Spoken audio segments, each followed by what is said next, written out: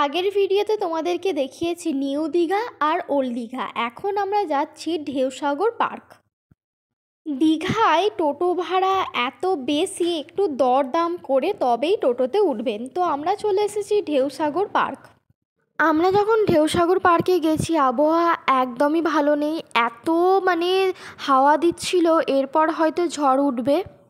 আমি এই first time Digha গেছি। কে কতবার দীঘা গেছো প্লিজ কমেন্টে জানিয়ে দিও।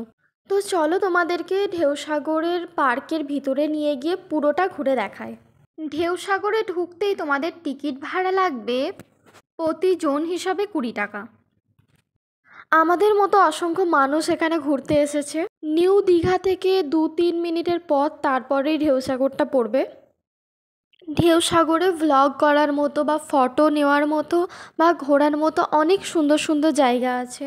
তো আমরা খুব বেশিক্ষণ ঢেউসাগরে থাকতে পারিনি, কারণ আমি তোমাদেরকে প্রথমেই বললাম যে আবহাওয়া একদমই ভালো ছিল না। আর ঢেউসাগরের এই ভিতরের জায়গাটা খুবই সুন্দর, আমার খুবই ভালো লেগেছে।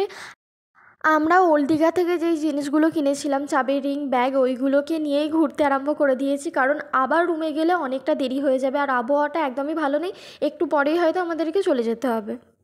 তো এই কিছুটা সময়ের মধ্যে আমরা ঢেউসাগর পার্কটা পুরো ভালোভাবে ঘুরে নেব। এখনও কিন্তু অনেক রকমের জিনিস এখানে তৈরি হচ্ছে, হয়তো এখনও 1 বছর সময় লাগবে। ঢেউসাগর পার্কটা আমার খুবই ভালো লেগেছে। আর দীঘায় তো আমার মনে ছিল আরও 2-3 দিন থাকি। আমি যেহেতু ফার্স্ট টাইম গেছি, আমার সত্যিই বলছি আমার খুবই ভালো লেগেছে। এর পরের বারে যখন আসবো আশা করি মা বাবা বোনকে নিয়ে আসবো, কারণ ওরাও একবারও দীঘা এখনও আসেনি। আমি খুব তাড়াতাড়ি ওদেরকে নিয়ে দীঘায় আসতে চাই, এটাই আমার কাছে খুব বড় একটা চাওয়া। তার আগে অনেক টাকা জমিয়ে নিই, তারপরে সবাই মিলে একসঙ্গে আবার আসবো। তো ঝড় ওটা শুরু হয়ে গেছে, এরপর আমাদেরকে যেতে হবে রুমে, কারণ সবাই যে যার বাড়ি চলে যাচ্ছে। আর আমার ভিডিওটা এতটুকুই, কারণ এর থেকে বেশি আমার ভিডিও করা আজকের দিনে আর সম্ভব হয়ে ওঠেনি। না হলে ভাবছিলাম যে এখনও ঘুরে অনেক ভিডিও তোমাদের সামনে দেব।